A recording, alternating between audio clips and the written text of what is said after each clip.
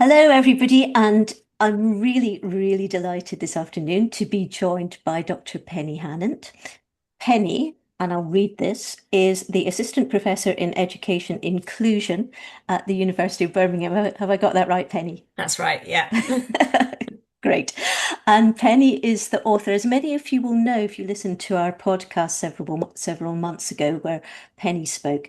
Penny is the author of the developmental profiling tool, which now has a name as the Early Action Compass. That's And right.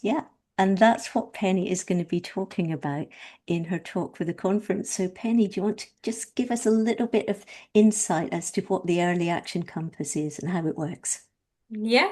So the early action compass has been ever evolving probably for the 30 years of my time in education, but more so in the last 8 years.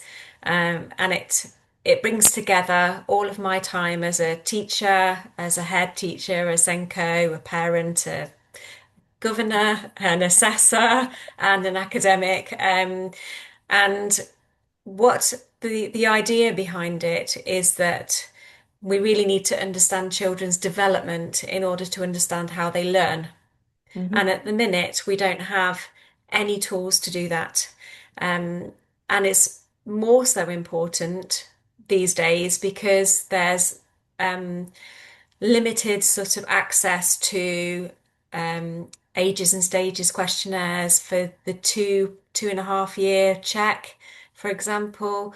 The 3.5 year check that used to happen is very rare now. So there's less information that comes up with the child when they start school. Hmm. Um, and the idea is that it sort of supports teachers in their understanding of what can be barriers to learning. So it's not just about what the teacher sees, Hmm. it's why that child does that. So they might see a child that is struggling to grip a pencil or is avoiding writing or cannot sit still, and it helps them to see why. Hmm.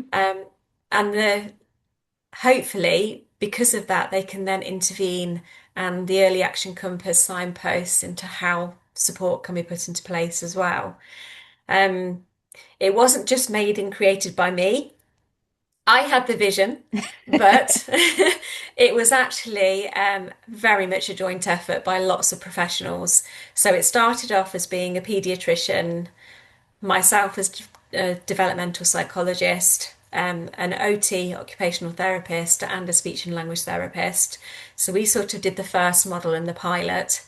And then on from that, we brought in associate professors in education, teachers in early years, professors in autism, educational psychologists, and it became something that it had lots of different voices and lots of different perspectives, um, very much the early years perspective. Hmm. So that was good. And I think one of the other areas we were very keen to avoid is giving teachers extra workload. Mm. So it's very much based around what teachers already observe because early years teachers, they're very powerful people. You know, they've got really good observational skills. They've got the the ability to well, they just start the child's journey off uh, in early years. It's just an incredible journey that the teachers can oversee and support.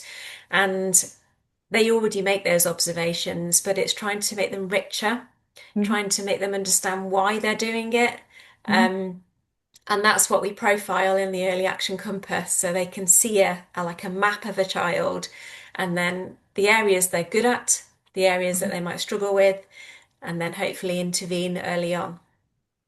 So it sounds as though it's really linking in very much with the white paper and what it's saying with its focus on the importance of early years education. Yeah, it's very much a universal tool. Hmm. And the idea behind it is at the minute, what's currently happening is children start to struggle and we miss it. Yeah. It's hidden, it's invisible. You don't see it until it's too late.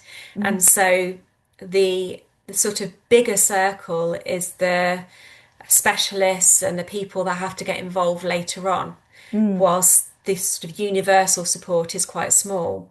mm, But the early action compass helps us to see things that might happen, that yeah. could happen before a child's 5 or 6. And that's when the critical sort of windows start to close with neurodevelopment. Hmm. And so, if we can put an intervention at that point, Hmm. universal intervention in PE lessons, in before children start doing activities or in group work, then there's going to be a smaller need for those specialists and experts. And that very much aligns with what I think the government's vision is to support early on universally, so less people need the support later on. Absolutely. So it's anticipatory, isn't it, in that sense? Yes. So people who are listening to your talk, Penny, or who are thinking, shall I listen to Penny's talk? If they don't work in early years, do you think it's still important for them to find out about your research and your work? How is it going to apply to somebody who's working currently in later primary years or secondary education? So the tool is based around something called the pyramid of learning, which Mm, talks about how learning only happens if other things are in place. And mm, it starts right at the bottom on the sensory nervous system, going okay. up and working its way up. And it's fascinating what has to be in place before a child can learn. And Mm, that's at any year group, at any stage. Really getting to understand things such as spatial awareness and mhm, how that can impact learning at secondary school, for example. mhm, I think it's an important sort of talk to help secondary teachers, primary teachers, anybody that's not in early years start to think, okay, that's where the barriers might be with this child. I hadn't thought of that. And understand that just because it's based around the actual map is of the child at the early years stage, the understanding is important all the way through. right. And for children, particularly who perhaps come from more deprived backgrounds where development is not happening in the way that's expected, then it's going to be really useful for just identifying where those needs are too.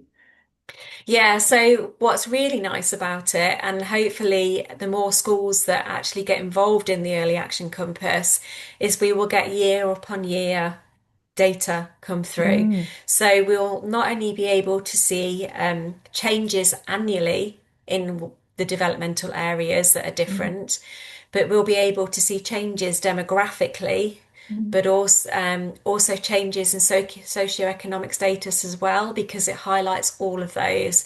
Um, and it will help sort of the regions see where they might need to put more intervention into place, mm, the areas on the map where mm, different sorts of intervention might need to be in place, mm, because the fundamentals are just around that development. And without the development, without being able to, I don't know, have a good visual perception, for example. mm, So visual perception is the ability to process what you see, not what mm, you can see. mm. Something hidden. We'd never think Yeah. about it until a child can't track what they're reading or they need their finger to move along a line. Mm. Um, and that's important to everybody, no matter where they come from, what background they have, really. Absolutely. Penny, this sounds absolutely fascinating, and I really can't wait to hear your talk for the conference. So thank you so much for agreeing to take part. Now, everybody, Penny is going to be recording her talk, and that means that it's going to be made available on the Patoss site before the date of the conference for everybody to listen to. And I do encourage you to listen to Penny's talk before the conference happens, because Penny will be on the panel for the morning session, and you'll be able to put any questions that you have to Penny then. And before we finish, Penny, I remember you said that you're still looking for schools to be involved in your research. Is that right? Yes, that's right. Yeah. So the more the merrier. So is it only Absolutely. early years primary, or are you looking for further up?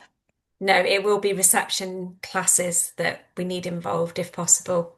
Fab. So how do they contact you, Penny, if they want to be Um, involved? yeah, my email address is for my work email. So Mhm. it's p.hannant at bham, so BHAM dot AC dot UK. Fab. And that's going to be on your slides anyway for your presentation, Yeah, for your talk. Fantastic.